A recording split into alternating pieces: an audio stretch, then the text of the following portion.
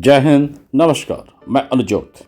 बरसात में घरों के अंदर पानी, रोड पर सैलाब, जनजीवन तबाह के भाग 2 को लेकर आप सभी के सामने उपस्थित हूं। जनसंख्या विस्फोट और बरसात में पानी का घर के अंदर तांडव परिचय को भाग 1 में बता चुका हूं। पानी कभी कभी फर्स्ट फ्लोर को भी चेक करने आ जाता है।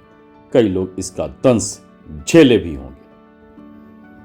आपदा राशि हर साल आती है और फिर यही राशि महंगाई के रूप में हर साल का आम जनजीवन का नियति है। मेरे इस चैनल को लाइक, सब्सक्राइब और शेयर करें, ज़्यादा से ज़्यादा करें, क्योंकि ये विषय सिर्फ मेरे लिए या मेरे परिवार के लिए नहीं है। ये विषय हर उस व्यक्ति के लिए, हर उस परिवार के लिए है जो अपने भविष्य के लिए, पीढ़ी के लिए मेहनत कर बच्चों को एक सुखद भविष्य, सुखद देश देना चाहता है। ये उन लोगों के लिए भी है जो ऐसे विषय को गलत या भ्रामक बताकर दूसरों को सुनने से मना कर सकते हैं या प्रयास करेंगे भी। ये उनके भी बच्चों के भविष्य के लिए कारगर हो सकता है अगर सभी सचेत हो जाए। जनसंख्या विस्फोट से होने वाली आपदा भ्रष्टाचार का मौका देती है, अतः जनसंख्या कानून से अधिकांश राजनीतिक दल को नफरत है। किन राजनीतिक दलों को नफरत है और क्यों है, ये सब जानते हैं।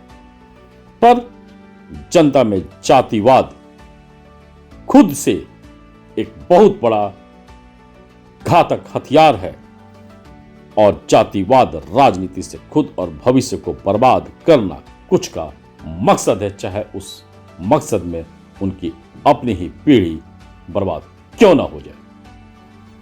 आगे बढ़ते हैं।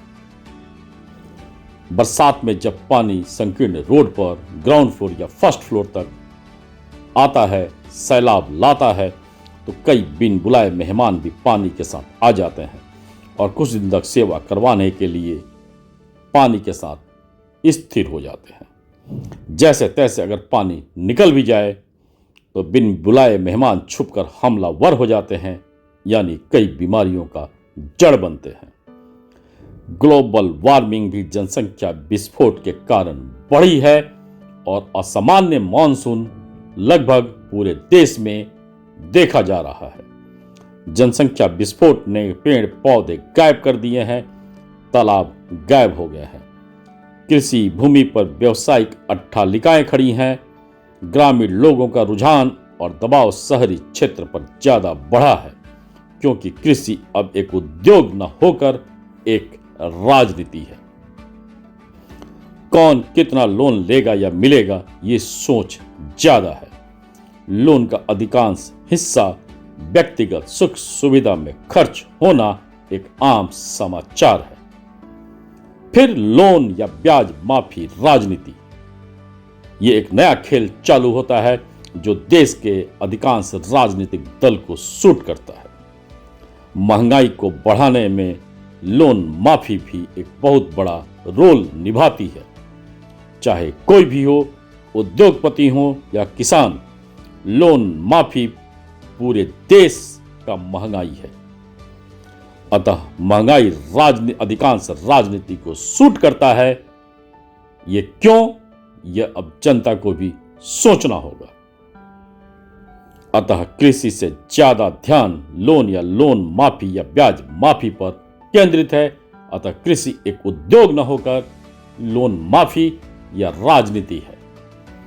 किसान नेता लोगों के लिए कृषि से ज्यादा फोकस गरीब किसान के राजनीति पर रखते हैं और उन पर कब्जा बनाए रखना उनका मूछ का सान होता है। अतः जब तक जनसंख्या कानून, कृषि भूमि उपयोग कानून, कृषि लोन के सदुपयोग का कानून नहीं बनेगा, प्राकृतिक आपदा किसी भी इलाके को निगल सकती है। हम सभी के भविष्य को निगल सकती है। कोई भी परिवार अपने ही घर में या कामकाज के दौरान किसी भी इलाके में फंसकर बर्बाद हो सकता है।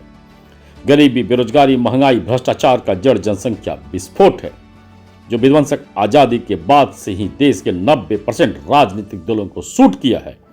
प्रकृति का तांडव इन सबको आपदा में भ्रष्टाचार का मौका देता है और यही महंगाई के रूप में वापस हर घर में आता है।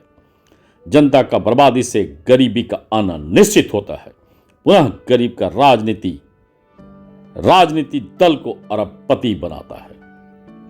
आज देश का हर गरीब राजनीतिक दल झोपड़ी से महलों में प्रवेश कर चुका है।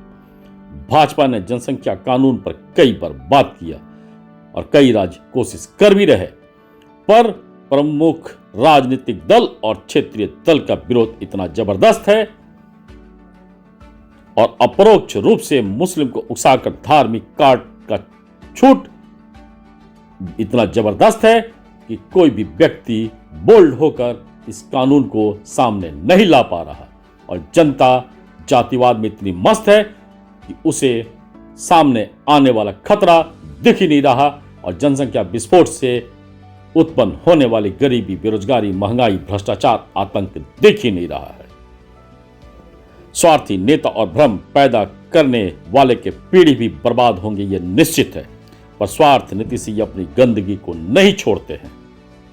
तो अब जनता को जागरूक होना होगा, खुद के पीढ़ी के लिए। वैसे देश नीति सरकार को मजबूत करना होगा जो देश नीति नियम बनाए। स्वार्थ नीति राजनीति का बहिष्कार करवाना ही भविष्य के पीढ़ी का सुरक्षा होगा और मजबूत देश का आधार उनको मिलेगा। संकीर्ण इलाकों का जागरूकता होगा, पानी के बहने के लिए खुला रास्ता होगा, तालाब का पुनर्जीवन होगा और शुद्ध पानी का उपलब्धता होगा। तब पानी भी जनता का सम्मान करेगा, वरना पानी के लिए युद्ध भी होना पानी के लिए युद्ध का होना भी निश्चित है और कई इलाकों में पानी की तबाही, पानी का कमी कई तरह के समस्या को जन्म दे चुका है। कृषि के क्षेत्र का उद्योग में परिवर्तन करवाना होगा, तभी शहरी और ग्रामीण संतुलन को कृषि उद्योग बरकरार रख पाएगा। अतः कृषि को एक उद्योग बनाकर शहरी और ग्रामीण जनसंख्या के संतुलन को बनवाना होगा। इसके लिए देश में देश नीति से प्रेरित राजनीतिक दल और देश नीति से प्रेरित विपक्ष ही एकमात्र उपाय है।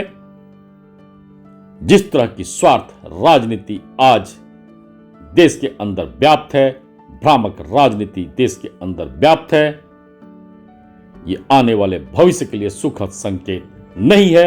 चाहे आप किसी भी जाति के हो, कितना भी पैसा कमा चुके हो, कितना भी आपके पास धन संपत्ति हो, जनसंख्या विस्फोट आपको किसी भी दिन बर्बाद करने के लिए आपके दरवाजे पर खड़ा मिलेगी।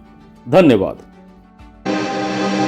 दिल लगी तेरे दिल को दिल लगी न लगे, दिल लगी तेरे दिल को दिल लगी न लगे।